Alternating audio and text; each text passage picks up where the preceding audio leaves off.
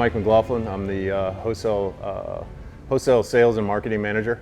Spent the last 20 years plus on the manufacturing side, and was hired by Enthusiast Enterprises this year to run their wholesale department. I've been in the industry since 1998. My dad spent 40 years in the industry. He worked from everything from Relco Corporation all the way up to Weld Racing, and even Taylor Vertex in Kansas City. So as a young kid, I was around race cars, I was around drag strips, I was around circle track.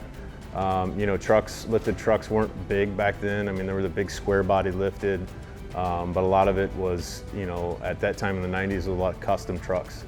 I started off at Weld Racing in 1998 in the manufacturing facility, handling all the return wheels from the circle track guys and the drag race guys like John Force.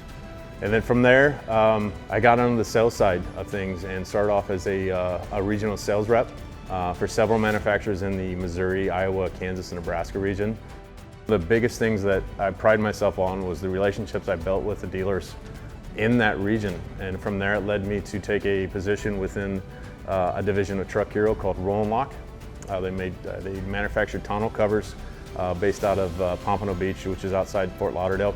And then from there, it led me to running a division called Undercover Truck Bed Covers as the national sales manager for 5 years. And then when Truck Hero purchased Superlift back in 2017, they offered me the position of director of sales and marketing. I did spend a year with Road Armor after what transpired in 2020 COVID. So the scene back when I started in the late 90s was a lot of lowered trucks, S10, square body full size. The S10 market was really killing it. In fact, I had an old school S10 Extreme. It was bagged and it had a staggered 1920 look to it.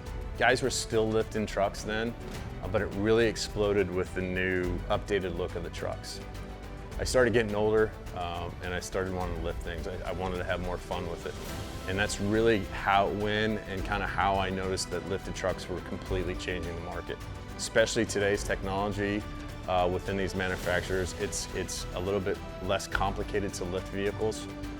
So I think the scene of lifted has really changed, and you see a lot more now.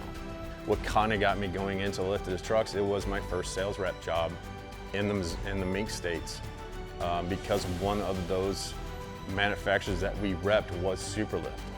So that got me going back into that changing direction of lowered to lifted. I think the one thing that I've learned and would always say is the simpler the better. The graphics, the heavy graphics and so on. Yeah, it's nice for SEMA and stuff, but I think the one thing that I've learned and would always say is the simpler the better. I think the next big thing is the customization of these electric trucks. I like it, whether you like it. They are coming. In my opinion, in my industry opinion, I think a lot of people are recognizing that. I just think our industry is a little bit slow to adapt to that stuff. But there are a lot of manufacturers out there being proactive. How that will change the game, we don't know that. Will there always be a gasoline truck on the road? Yes. Those aren't going to go away.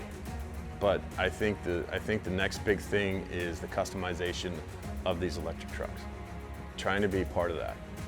Making not necessarily my mark, but helping a company make their mark.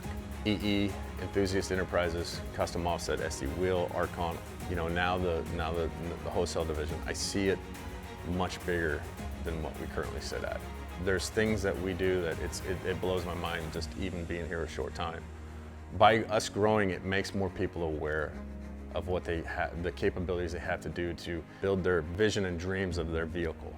From their Subaru little SUV to their, Ford F-350. I think helping open more people's eyes to the industry is a big thing. What my role in that is, it's always developing. What sets everything apart is the industry in general, the people. The relationships you build from us speaking to a manufacturer, from our sales team to helping the end consumer who calls in, basically helping them with a dream, helping build that vision and dream of their vehicle. So I think it's the relationship building that we have, the relationships that we build in this industry that are the biggest to me.